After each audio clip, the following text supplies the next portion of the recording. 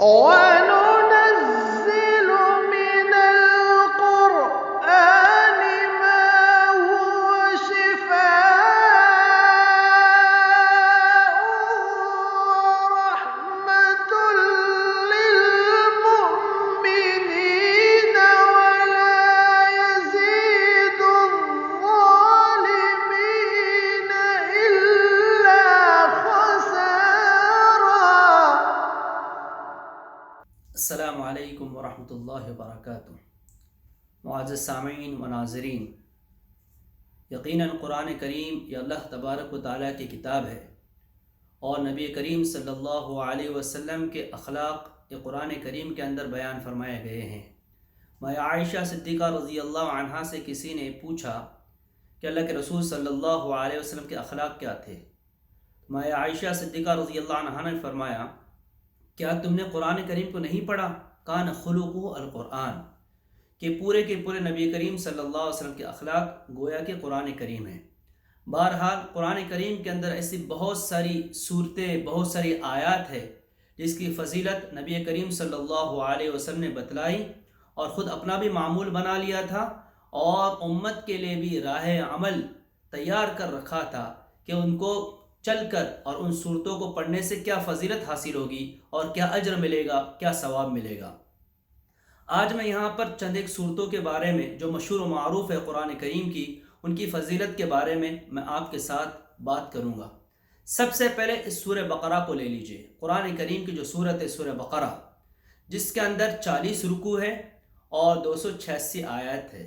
یہ پہلے پارے میں ہی شروع ہوتی ہے، سورہ فاتحہ کے بعد میں سورہ بقرہ۔ یہ مشہور و معروف قرآن کریم کی سب سے بڑی جو سورت ہے، اس میں اس کا شمار ہوتا ہے۔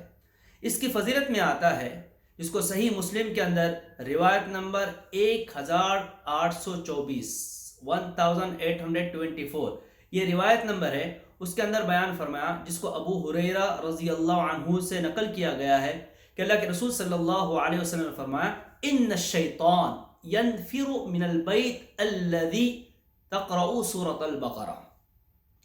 نبی کریم صلی اللہ علیہ وسلم نے فرمایا کہ شیطان اس گھر سے بھاگ چلا جاتا ہے جس کے اندر سورہ بقرہ پڑھی جائے۔ اس لیے آپ دیکھے ہوگے بہت سارے عامل جو ہوتے ہیں وہ سورہ بقرہ کا ورد کرتے ہیں گھروں کے اندر۔ بہرحال وہ ان کا کرنا نہ کرنا حلال ہے، حرام ہے، جائز ہے، ناجائز ہے، فی الحال اس کے اوپر یہاں پر ڈسکس نہیں ہے، لیکن یہ تو صاف ستھری روایت نبی کریم صلی اللہ علیہ وسلم کی طرف سے ہمیں ملتی ہے کہ جس بھی گھر کے اندر سورہ بقرہ پڑھی جاتی ہے، جنات شیاطین وہاں سے بھاگ چلے جاتے ہیں۔ اور یہ روایت جو میں نے بیان کی اس کے اندر کیا ہے کہ شیطان جو ہے اس گھر سے بھاگ چلا جاتا ہے، دوڑ لگا جاتا ہے جس کے اندر سورہ بقرہ پڑھی جائے۔ بہرحال ہمیں چاہیے کہ سورہ بقرہ اپنے گھروں کے اندر پڑھیں۔ یہ تو مکمل سورہ بقرہ کی فضیلت کے بارے میں نے بتلا دیا۔ اب سورہ بقرہ کے اندر چند ایک آیات بھی ایسی ہے، چند آیات بھی اس طرح ایسی ہے کہ نبی کریم صلی اللہ علیہ وسلم نے مستقل اس کی فضیلت بیان فرمائی ہے۔ آپ دیکھ لیجئے سورہ فاتحہ۔ سورہ فاتحہ جو ہے اس کو کئی ناموں سے یاد کیا گیا ہے۔ بہرحال عبداللہ بن عمر قال رسول اللہ صلی اللہ علیہ وسلم فی فاتحۃ الکتاب شفاء من کل داء۔ دارمی نے اس کو بیان کیا ہے، جس کی روایت ہے 538 نمبر کی۔ اس کے اندر بیان کیا گیا ہے کہ اللہ کے رسول صلی اللہ علیہ وسلم نے فرمایا کہ قرآن کریم کے اندر ایک سورت ہے جس کا نام سورہ فاتحہ ہے، شفاء من کل داء، ہر بلا، ہر مصیبت، ہر بیماری سے اس کی شفا ہے۔ آپ نے بارہا سنا ہوگا کہ جب بھی کوئی مصیبت آ جاتی ہے یا کہ بیمار بندہ ہو جاتا ہے تو سورہ فاتحہ کو پانی پر دم کر اس کو پلایا جاتا ہے۔ تو یہی ہے بات ہے کہ اب سورہ فاتحہ ہر ایک کو یاد ہوگی، نماز میں پڑھی جاتی ہے، ہر رکعت میں پڑھی جاتی ہے، ہر مسلمان کو یاد ہونی چاہیے، یاد نہیں ہے تو یاد کرنی چاہیے۔ تو سورہ فاتحہ پڑھنے کے لیے کتنا وقت لگ جاتا ہے؟ تو سورہ فاتحہ کے اندر اللہ تبارک و تعالیٰ نے یہ خاصیت رکھی ہے کہ جو بھی سورہ فاتحہ کو پڑھ لے گا، نبی کریم صلی اللہ علیہ وسلم فرمایا کہ اس کو ہر بیماری سے شفا ملے گی۔ بہرحال اگر کوئی بندہ بیمار ہو جاتا ہے تو اس کو سورہ فاتحہ پڑھ لینی چاہیے۔ اسی کے اندر آپ آ جائیے سورہ بقرہ کے اندر آیت الکرسی، ہر ایک کو یاد ہے، ہر ایک نماز کے بارے میں پڑھ لیتا ہے، سلام پھیر دیا، آیت الکرسی پڑھ لی جاتی ہے ہر فرض نماز کے بعد میں۔ بعض روایتوں کے میں آتا ہے کہ جو بندہ روزانہ رات میں سوتے وقت میں سورہ آیت الکرسی کو پڑھ لے گا، آیت الکرسی کو رات میں سوتے وقت میں پڑھ لے گا تو اس کے مرنے کے درمیان میں، اس کے جنت میں جانے کے درمیان میں صرف موت درمیان میں رہے گی، صرف موت۔ جو بھی بندہ سوتے وقت میں آیت الکرسی پڑھ لے گا، اس کو جنت میں دخول کرنے کے لیے، جنت میں انٹری مارنے کے لیے، جنت میں داخل ہونے کے لیے صرف اور صرف موت بیچ میں آڑ ہے، کہ جیسی موت آئے گی، جس بندے نے آیت الکرسی پڑھ لے گی وہ اس کے اندر چلا جائے گا۔ یہ تو ہے۔ دوسری روایت کے اندر مستقل آتا ہے کہ نبی کریم صلی اللہ علیہ وسلم فرمایا سورۃ البقرہ فیہا آیہ سیدۃ القرآن، کہ سورہ بقرہ کے اندر ایک آیت ہے جس کو قرآن کریم کی کیا کہا جاتا ہے؟ سردار کہا جاتا ہے، قرآن کریم کی سردار کہا جاتا ہے۔ وہ کون سی ہے؟ وہ آیت الکرسی ہے، وہ آیت الکرسی ہے، کہ شیطان اس کے بارے میں آتا ہے کہ جو بھی آیت الکرسی کو پڑھ لے گا، شیطان فوری طور پر نکل جاتا ہے، وہاں سے بھاگ چلا جاتا ہے۔ تو یہ فضیلت نبی کریم صلی اللہ علیہ وسلم نے آیت الکرسی کے بارے میں بتلائی، اور یہ آیت الکرسی سورہ بقرہ کے اندر ہی ہے۔ اب اور ایک میں بات بتا کر سورہ بقرہ کی فضیلت کو ختم کرتا ہوں، اس لیے کہ مختصر سی بات کرنی ہے، کہ صحیح مسلم کے اندر روایت نمبر 807 کے اندر آتا ہے کہ سورہ بقرہ کی جو بھی بندہ آخری 2 آیتیں تلاوت کرے گا، سورہ بقرہ کی جو بھی بندہ آخری 2 آیتیں تلاوت کرے گا اللہ کے رضا کے لیے، اللہ کو راضی کرنے کے لیے، تو اس کے لیے کافی ہو جائے گی۔ تو اس کے لیے کیا ہو جائے گی؟ یہ کافی ہو جائے گی۔ مطلب کیا اس کا؟ مطلب یہ ہے کہ جو بھی ان 2 آیتوں کو پڑھے گا، سورہ بقرہ کی آخری 2 آیتوں کو پڑھ لے گا، نبی کریم صلی اللہ علیہ وسلم فرماتے ہیں کہ شیطان کے شر سے، آفت سے، مصیبت سے اس کا کیا ہو جائے گی؟ حفاظت ہو جائے گی۔ اس لیے ہم کو سورہ بقرہ مکمل پڑھنا ہے، یا کہ جو درمیان میں جو فضیلتیں الگ الگ آیتوں کی، صورتوں کی بتلائی گئی ہے، اس کو اپنے عمل کے اندر لانا ہے۔ دوسری صورت سورہ کہف ہے۔ یہ مشہور و معروف ہے، جمعے کے دن پڑھی جاتی ہے اور پڑھی جانے والی یہ صورت ہے۔ یہ 15ویں پارے کے اندر ہے، 15ویں پارے کے اندر ہے، جس کے اندر 110 آیات ہیں اور 12 رکوع ہے۔ نبی کریم صلی اللہ علیہ وسلم نے اس کی فضیلت کے بارے میں فرمایا کہ جو بھی شخص سورہ کہف کی شروع کی ابتدا کی 10 آیتیں یا آخری 10 آیتوں کو پڑھ لے گا، یاد کر لے گا، وہ فتنے دجال سے محفوظ ہوگا۔ فتنے دجال یہ بہت بڑا فتنہ ہے، اس لیے آپ نے دیکھا ہوگا جب بندہ تحیات میں بیٹھتا ہے تو کیا پڑھتا ہے؟ اللہم انی اعوذ بک من فتنۃ المحیا والممات، اور اس کے آگے بھی فتنہ المسیح الدجال، دجال کے فتنے سے پناہ مانگیے نماز کے اندر، تحیات کے اندر، تشہد کے اندر۔ تو یہ فتنہ دجال بہت بڑا فتنہ ہے۔ تو اگر کوئی بندہ چاہتا ہے کہ اس دجال کے فتنے سے اس کی حفاظت ہو، تو اس کو چاہیے کہ سورہ کہف کی شروع کی یا آخری 10 آیتوں کی تلاوت کرے، 10 آیتوں کو یاد کرے۔ اور جمعے کے دن جو بھی بندہ اس کی تلاوت کرے گا، سورہ کہف کی تلاوت کرے گا، نبی کریم صلی اللہ علیہ وسلم فرمایا کہ آئندہ جمعے تک ایک خاص نور کی روشنی اس کو ملتے رہے گی۔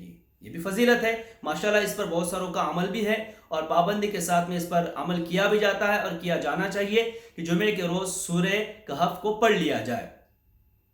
اور ایک روایت میں آتا ہے کہ سورہ کہف کے پڑھنے سے سکینت اور برکت نازل ہوتی ہے۔ ایک صحابی رسول ہے صلی اللہ علیہ وسلم جو سورہ کہف کی تلاوت کر رہے تھے کہ ان کا گھوڑا جو ہے بدکنے لگا۔ انہوں نے غور سے اوپر کی طرف دیکھا، مطلب آسمان کی طرف دیکھا، تو انہیں ایک بادل نظر آیا جس نے ان کو ڈھانپ رکھا تھا۔ اللہ کے رسول صلی اللہ علیہ وسلم سے جب انہوں نے عرض کیا کہ اللہ کے رسول صلی اللہ علیہ وسلم، میں قرآن کریم کی تلاوت کر رہا تھا، سورہ کہف کو پڑھ رہا تھا، اس صورت کے اندر میں نے دیکھا کہ ایک بادل آیا وغیرہ وغیرہ۔ یہ جو واقعہ نبی کریم صلی اللہ علیہ وسلم کے ساتھ میں انہوں نے بیان فرمایا، تو اللہ کے رسول صلی اللہ علیہ وسلم نے فرمایا کہ قرآن کریم کو پڑھا کرو، اس لیے کہ سکینت نازل ہوتی ہے۔ سکینت کیا ہوتی ہے؟ نازل ہوتی ہے۔ تو پہلے سورہ بقرہ کی فضیلت ہم نے بتائی، اور دوسری فضیلت بتائی سورہ کہف کے بارے میں۔ اب تیسری سورت مشہور و معروف جو سورت ہے سورہ یاسین، جو 22 پارے کے اندر ہے، جس میں 5 رکوع ہے اور 82 آیات ہے، 82 آیات ہے۔ اس سورت کے بارے میں مشہور و معروف یہ بات ملتی ہے کہ یہ قرآن کریم کا دل ہے، یہ قرآن کریم کا دل ہے۔ لیکن معاف کیجیے گا، اس طرح کی باتیں صحیح حدیث کے اندر نہیں ملتی ہے کہ قرآن کریم کا دل کہا گیا ہو۔ بعضوں نے تو کہا کہ اس طرح کا کہنا یہ غلط ہے۔ بعضوں نے کہا کہ قرآن کریم کا دل، یہ جو روایت ہے روایت ضعیف ہے، یہاں تک کہ شیخ البانی رحمۃ اللہ علیہ نے اس روایت کو موضوع قرار دیا ہے۔ بہرحال کچھ تو فضیلتیں ہیں بہت ساری صورتوں کی، ان میں سے سورہ یاسین کی بھی یہ فضیلت ہے کہ اللہ کے رسول صلی اللہ علیہ وسلم نے فرمایا کہ سورہ یاسین کو اپنے موتا پر پڑھا کرو۔ ابو داؤد کی روایت ہے جو حسن درجے تک پہنچتی ہے، موتا پر پڑھا کرو مطلب جب مر رہا ہو بندہ، جب اس کے اوپر نزع طاری ہو، جب مرنے کے قریب ہو، جب سکرات کا عالم ہو، تو ہمیں چاہیے کہ اس بندے کے سامنے ہم سورہ یاسین کی تلاوت کریں۔ کیوں؟ کچھ تو وجہ ہوگی کہ اس وقت میں کہا گیا۔ تو بعضوں نے یہ لکھا ہے کہ جب بندہ سکرات کے عالم میں ہو، نزع کی حالت کے اندر ہو اور مرنے کے قریب ہو، اس کے سامنے جب سورہ یاسین پڑھی جاتی ہے تو اس کو موت کے آنے میں اور اس کے روح کے پرواز کرنے میں کیا ہوتی ہے؟ آسانی ہو جاتی ہے۔ تو ہمیں چاہیے کہ سورہ یاسین کو پڑھ لے موتا پر، مطلب جب سکرات کا عالم ہو تو ایسے وقت میں پڑھ لینا چاہیے۔ ابن حبان فرماتے ہیں کہ جس شخص نے سورہ یاسین کو پڑھ لیا رات کے وقت میں، تلاوت کی اللہ تبارک و تعالیٰ کے رضا کے لیے، تو اس کی مغفرت کر دی جاتی ہے۔ بعض روایت میں آتا ہے کہ جو بندہ صبح کے وقت میں سورہ یاسین کو پڑھ لے گا، شام تلک یعنی کہ پورے دن کے حوائج کو اللہ تبارک و تعالیٰ ضرورتوں کو کیا کر دیتے؟ پورا کر دیتے۔ تو ہمیں چاہیے کہ ہم سورہ یاسین کی بھی دن بھر کے اندر ایک مرتبہ کم سے کم تلاوت کریں۔ اگر دن کے شروع حصے میں نہیں کر رہے تو کم سے کم رات کے سوتے وقت میں تو اس کو پڑھ لیا کریں۔ 3 صورتوں کے بارے میں بتلا دیا میں نے، سورہ بقرہ کے بارے میں بتلا دیا، سورہ کہف کی فضیلت بتلا دی، سورہ یاسین کے بارے میں بتلا دیا۔ اب آخر میں ایک سورت کے بارے میں بات کر کے بات ختم کر دیتے ہیں، جو سورہ ملک ہے، جو مشہور و معروف ہے، 29ویں پارے کے اندر ہے، اور 29ویں پارے کے اندر ہے جس میں 30 آیات ہے اور 2 رکوع ہے۔ 29ویں پارے میں شروع ہوتی ہے، جس کو ہم لوگ اکثر کو یاد بھی ہے، تبارک الذی بیدہ الملک وہو علی کل شیء قدیر۔ اور ہمارے یہاں پہ رواج ہے مستقل کہ جب بندہ مر جاتا ہے اور کفن دیا جاتا ہے اس کو، اور جب نماز جنازہ کے لیے لیا جاتا ہے، اس سے پہلے سارے لوگ جمع ہو کے اس کے اوپر کیا کر لیتے ہیں؟ سورہ ملک کو پڑھ لیتے ہیں۔ اب وہ پڑھنا صحیح ہے یا غلط ہے، ہم کسی اور ویڈیو کے اندر آپ لوگوں کی رہبری کریں گے۔ فی الحال ہم سورہ ملک کی فضیلت کے بارے میں بتلاتے ہیں کہ اللہ کے رسول صلی اللہ علیہ وسلم فرمایا ہی المانعہ من عذاب القبر، کہ یہ صورت وہ ہے، سورہ ملک وہ صورت ہے کہ جو عذاب قبر سے محفوظ کراتی ہے۔ عذاب قبر سے حفاظت کرانے والی کون سی صورت ہے؟ یہ سورہ ملک ہے، تبارک الذی بیدہ الملک وہو علی کل شیء قدیر۔ دوسری جگہ پہ نبی کریم صلی اللہ علیہ وسلم فرمایا کہ اللہ تبارک و تعالیٰ کی کتاب کے اندر ایک ایسی صورت ہے جس کے اندر 30 آیات ہے، جس کے اندر کتنے آیات ہے؟ 30 آیات ہے۔ یہ جو ہے آدمی کی سفارش کرے گی یہاں تک کہ اس کو بخشش اور اس کی مغفرت کرا دے۔ اس کو ترمذی نے بیان کیا ہے، جو روایت نمبر ہے 2891، اور سنن ابو داؤد میں بھی اس کو بیان کیا گیا ہے، جو روایت نمبر آئے 1400 کے اندر روایت نمبر ہے، اس بات کو بیان کیا گیا ہے۔ اسی طرح جامع ترمذی کے اندر ایک بات ملے گی جس کو حدیث نمبر جو ہے 3404 ہے، کہ روایت کی ہے کہ اللہ کے رسول صلی اللہ علیہ وسلم سونے سے پہلے روزانہ الف لام میم سجدہ اور سورہ ملک کی نبی کریم صلی اللہ علیہ وسلم تلاوت فرمایا کرتے تھے۔ لہٰذا مخصوص صورتوں کے بارے میں فضیلتیں اور ان کی اصلیت کیا ہے، کیا کرنا چاہیے، کیا نہیں کرنا چاہیے، قرآن و حدیث کی روشنی کے اندر ہم نے آپ کی گوش گزار کیا ہے۔ اب اللہ تبارک و تعالیٰ سے دعا کرتے ہیں کہ اللہ تبارک و تعالیٰ ان تمام صورتوں کے پڑھنے میں، تلاوت کرنے میں اور اس کی فضیلت کو پانے میں ہم سب کو کوشش کرنے کی توفیق نصیب فرمائے۔ اللہ تبارک و تعالیٰ کہنے سے عمل کرنے کی توفیق نصیب فرمائے۔ ساتھ ساتھ ایک بات بتاتے چلے کہ جو بھی ہمارے چینل کے اوپر نئے تشریف لا رہے ہیں ان سے درخواست ہے، التجا ہے کہ وہ سبسکرائب کرے ہمارے چینل کو۔ چینل کا نام ہے مولانا توصیف عبدالحمید۔ اس کو سبسکرائب کرے، اپنے رشتہ داروں میں اس کو پھیلائے، دوستوں کے اندر پہنچائے، تاکہ دین کی، اسلام کی کوئی بھی بات دوسروں تک پہنچائی جاتی ہے تو اس کا اجر و ثواب اس کو اتنا ہی ملے گا جتنا نے اس کو بیان کیا ہے۔ اس اجر کے اندر ہم بھی کس طرح کے شریک ہو جائے اس کی ہمیں کوشش کرتے رہنا چاہیے۔ وما علینا الا البلاغ۔